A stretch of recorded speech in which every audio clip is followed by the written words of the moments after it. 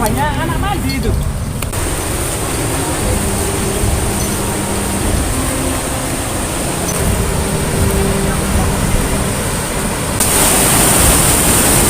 Keris yang sangat besar dan tebal sengaja ditempelkan oleh kompeni Belanda, itu kemudian menempel di bangunan kolonial. Seperti kulitnya itu terbakar, terus ada yang gosong, ya.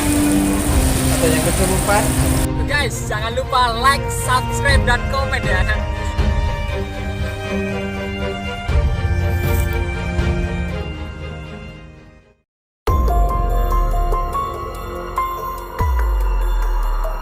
Di bangunan kolonial Belanda, Rolak Songo di sebelah sana. Termasuk saat ini itu ada bagian dari Rolak Songo yang menuju aliran sana, yang menuju ke arah Sidoarjo. Ini ada Rolak Spey, yang nama Spey ini identik dengan tentara kompeni Belanda, yaitu tentara Spey.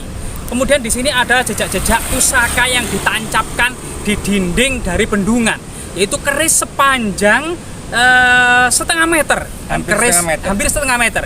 Ini keris yang terbuat dari baja dan besi, jadi looknya 7 atau pitulungan. Nah ini berada di desa Melirip, kecamatan Tarik, Kabupaten Sidoarjo, Jawa Timur. Kemudian selain itu kita akan mengetahui bahwasanya di sini juga dekat dengan pabrik Ciwi Kimia. Nah, Ciwi Kimia ini dekat. Pabrik kertas Ciwi Kimia ini salah satu pabrik terbesar di Asia Tenggara, itu terobong-terobong asapnya sangat tinggi, itu kita juga bisa melihatnya. Selain di area pabrik, memang sawah-sawah di sini cukup luas gitu ya. Cukup makmur memang di sini.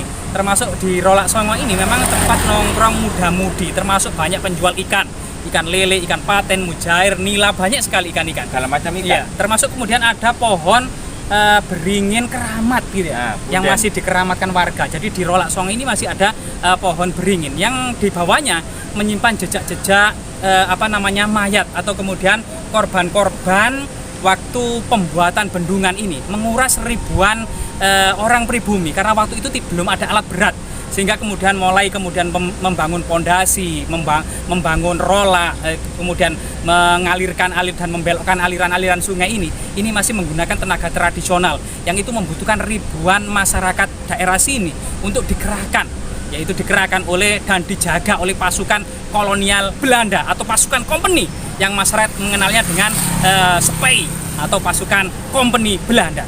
Mari kita kemudian telusuri fakta keris, bentuk, dan fungsinya ditempelkan di sebelah mana kira-kira. Kita bersama Ki Galogo Sakti. Ki Galogo Sakti ini nanti akan mencoba menerawang di keris tersebut itu kesan-kesan yang ditinggalkan oleh leluhur itu seperti apa masa lalunya. Termasuk kemudian penunggu dari keris itu. Konon katanya masyarakat yang pernah mengambilnya itu kulitnya langsung melungsungi ya, atau gosong-gosong atau mengelupas, bahkan ada yang kesurupan. Mari kita telusuri jejak keris sakti yang menempel di bendungan Spey, bendungan masa kompeni Belanda. Ya, kalau Sakti airnya budak ya airnya ya. Keruh. Nah, itu banyak anak mandi itu. Apakah di sebelah situ? Coba kita telusuri kan. Mari.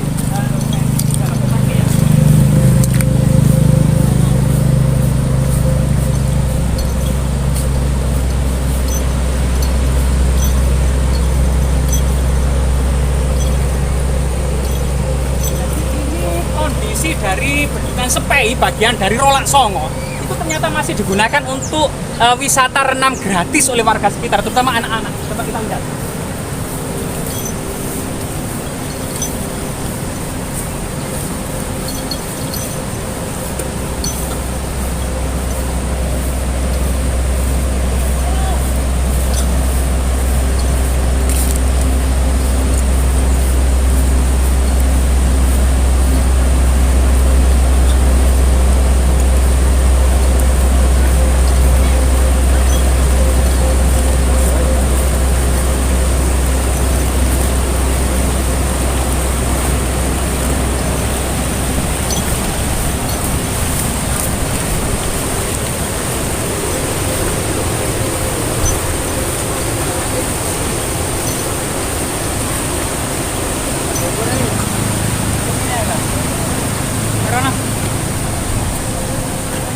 sini ternyata aktivitas warga, terutama anak-anak itu ya, sangat ramai sekali. Ini merupakan salah satu wisata renang yang gratis.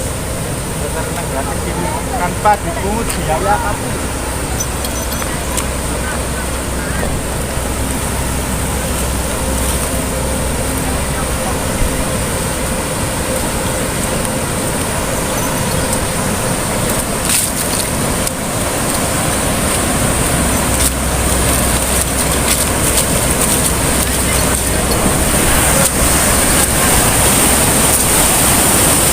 Sebuah pusaka Majapahit tentunya ya, yaitu keris yang sangat besar. Itu ditempelkan di jejak bangunan era kolonial. Nah, disinilah kemudian salah satu kemudian jejak kolonial Belanda itu. Sebuah keris yang panjangnya sekitar setengah meter kalau nggak salah ya. Ya, sekitar 50 cm ya. Dua jari. Iya, sekitar 50 cm ya. Setengah meter ya? Setengah meter. Ya, setengah meter. Keris yang sangat besar dan tebal, menggunakan besi dan baja, yaitu jejak-jejak warisan peradaban Majapahit ini sengaja ditempelkan oleh kompeni Belanda, itu kemudian menempel di bangunan kolonial, yaitu sebuah waduk atau sebuah bendungan untuk mengalirkan demi kerakusan ekspansi perkebunan tebu pada masa kolonial. Menurut Ki Galogo Sakti sendiri, sebenarnya fungsi keris yang ditempelkan di sini itu sebenarnya mungkin masa lalunya Ki Galogo Sakti bisa nggak melihat bagaimana kerja roh yang dialami oleh masyarakat pribumi waktu itu. Pahit getirnya ya kerja pada masa penjajahan. Di sini ini buat kenang-kenangan masa lalu. Ini buat kenang-kenangan bahwa ini kenang-kenangan kerja rodi, kerja paksa. Jadi menurut penuturan warga, memang kenang-kenangan kerja rodi atau kerja paksa itu Buat simbol yang kemudian menggunakan tenaga masyarakat gitu, menggunakan tenaga masyarakat. Ini menggunakan ini sebagai simbolnya, keris ini. Nah, ini sayang kerisnya itu patah ya. Jadi bagian kemudian apa namanya gagangnya yang bulat ini kemudian sudah tidak ada lagi. Tinggal patah segini. Kemungkinan dicongkel ya. Kemungkinan ingin dicongkel oleh seseorang yang vandalis gitu ya.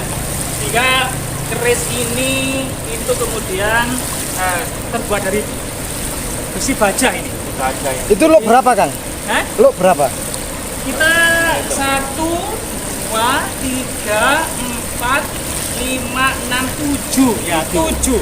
Bahasa Jawanya itu pitu, artinya itu pitulungan, sehingga kemudian masyarakat pribumi itu benar-benar di bawah kendali penjajah kolonial, berharap ada sebuah dewa penolong atau sang penolong ya, atau ratu adil, atau kemudian memang harapan penduduk tentang jerih payah dalam kemudian beban yang sangat berat di pundaknya, terutama pada masa kolonial penjajah ini, ingin adanya sebuah ratu adil atau Satrio Piningit.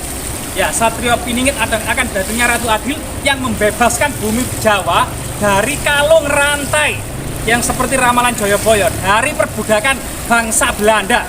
Nah, disitulah kemudian ini harapan kemudian masyarakat daerah sini dalam membangun kerakusan Belanda dalam memang melakukan apa namanya untuk memenuhi perkebunan tebu. Jadi sangat banyak sekali ya di sini, memang dahulunya itu banyak pabrik gula karena kebutuhan ekspor.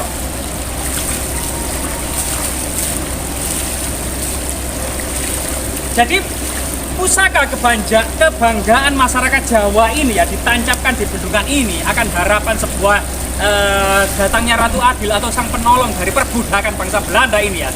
Ini terletak di bawah dari Rolak Songo, tepatnya di sisi utara dari Sungai Brantas, tepatnya di Desa Melerep, Kecamatan Tarik, Kabupaten Sidoarjo, Jawa Timur. Jadi di sini memang perbatasan antara Kabupaten Mojokerto dan Kabupaten Sidoarjo. Dahulunya memang di sini memang dekat dengan pabrik gula Mendol Kerep ya. Gempol Kerep. Iya, dekat dengan pusat pabrik gula Gempol Kerep. Artinya memang di sini dulu itu memang masa-masa kejayaan gula, karena Gempol Kerep juga memenuhi gula Eropa, yaitu gula menghasilkan gula terbaik di dunia pada waktu itu. Sehingga di situ. Nah, di sini ya. Kerisnya ya. Mungkin Ki Galogo bisa diterawang Ki Galogo. Saat ini itu masih ada nggak memori tentang masa penjajahan, termasuk kemudian sang penunggunya di sini. Kita coba ritual dulu ya. Masih ada. Iya. Macam ular. Ular. Bukan ular naga, bukan. Ular. Ular. Warnanya apa Ki Galogo? Coklat kuning-kuningan. Coklat kekuning-kuningan ya. Besar sebesar apa kira-kira ularnya? Sebesar begini.